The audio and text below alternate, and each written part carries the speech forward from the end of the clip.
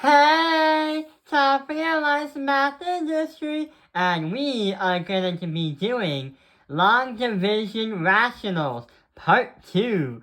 So, in the last video, we've been learning about long division and how we learned that in 5th grade. But we've also learned how to do long division, but with algebra.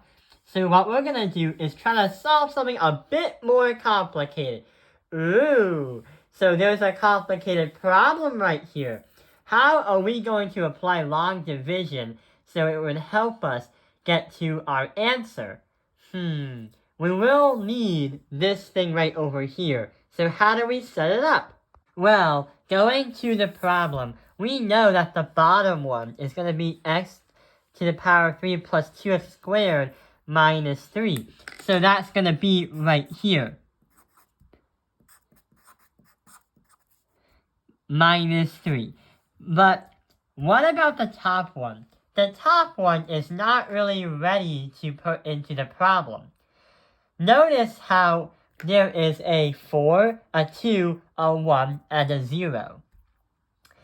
When mathematicians try to do algebra, they love it when they have things in its standard form, the equations in its standard form, but also when it's simply going down the powers or down the line.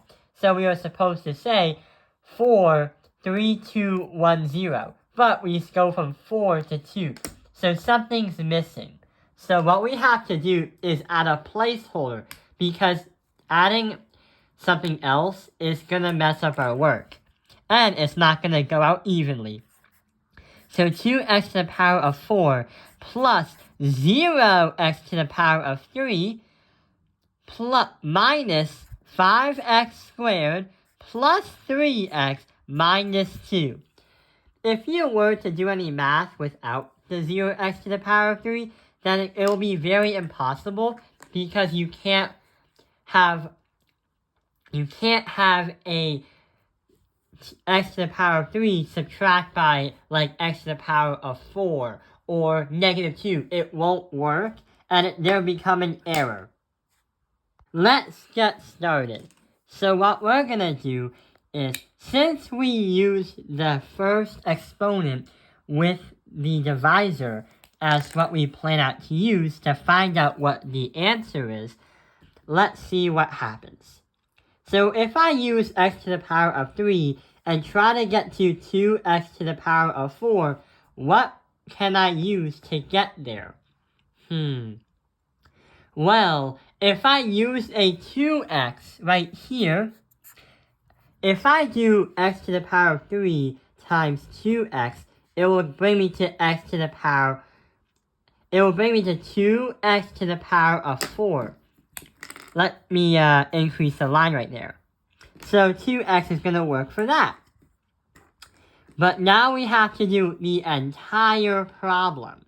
Now we have to color the entire thing in red, because that means when you find out what you're multiplying with, we have to find out by multiplying that and see what we get. So we have, of course, the 2x to the power of 4, but then we also have, when you apply 2x times that, plus 4x to the power of 3 plus 0x to the power of 2 minus 6x. So that is what's going to happen when you have this multiplied by that. So what we can do now is try to drain all this math to get it to 0, so it would work out. So every time we multiply, we must divide. Well, not divide. Every time we multiply, we must subtract. So we have to do some subtraction action. But every time you make a subtraction action, everything must be in the opposite, meaning that we have to put this in a negative, put this in a negative, put this in a negative, and put this into a positive. So now we subtract. 2x to the power of 4 minus 2x to the power of 4 is 0. 0 to the power of 3 minus 4x to the power of 3 is negative 4x to the power of 3. That is how we had to use that placeholder. Because if we ever did a square, then we couldn't really do anything because they're different exponents. Then we do minus 5x squared minus 0x squared minus 5x squared. And last but not least, if we do 3x plus 6x, we get 9x, but we have to add it. That 2 was not used, so we bring it down to negative 2. Now, we have to repeat the entire equation again. 2x is up there. But now we have to find another number right next to the 2x. We have an x to the power of 3 and a negative 4x to the power of 3. What can I do to get me there? What can be a fragment of this and that to get me to negative 4x3? Why don't I say just negative 4? Because that should be easy to understand. Negative 4 multiplied by x to the power of 3 is going to bring me to negative 4x to the power of 3. So that should work as negative 4x to the power of 3. Sounds simple. But when you multiply by the rest of it, you're going to get this multiplied by the red area, or the red part of the equation, negative 8x squared. Then we add by 0x, and then we add by 2. But remember, you see how we made a second equation? We now have to do the subtraction action. But every time you do a subtraction action, everything on the second part of the equation is going to be the opposite. So negative becomes positive becomes positive becomes negative, and positive becomes negative. So let's see what happens. This and that is going to bring me to 0, because this plus that is 0. If we do negative 5x squared plus 8x squared, you get 3x squared. We're going to add that, but the 0 is not necessary because it's drained down to 0. Then we have to add that to 9x plus 0x is just 9x. And negative 2 plus 2 is going to be plus 0. So that was drained down to a neutral number, which is 0. So we have 0 plus 3x squared plus 9x plus 0. But we only need to keep the 3x squared plus 9x. But why? Because the overall goal when using long division in any kind of level of math, like 5th grade math, middle school math, especially high school math, the end of the game, or the goal of the game, is to drain all that math to 0 right here and try to find what's up there. But there is one little problem.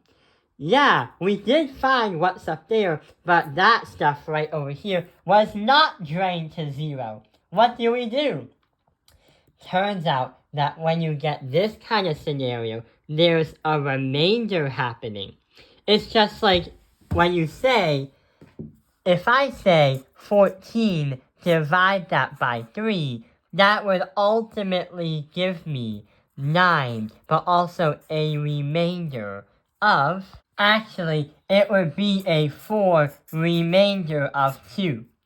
So that's because 14 is not a perfect divisor with the number 3. But we say that 3 times 4 equals 12, right? But then we have 2 left over. So that's why in this small case scenario, we have 4 remainder 2. But about this problem, since it was not drained down to 0, this answer right up here is also going to be a remainder. Also, the 2x minus 4 is some kind of answer we got, but we can say that it's not a perfect factor, and it's not even a good factor of this right here, but also that right there.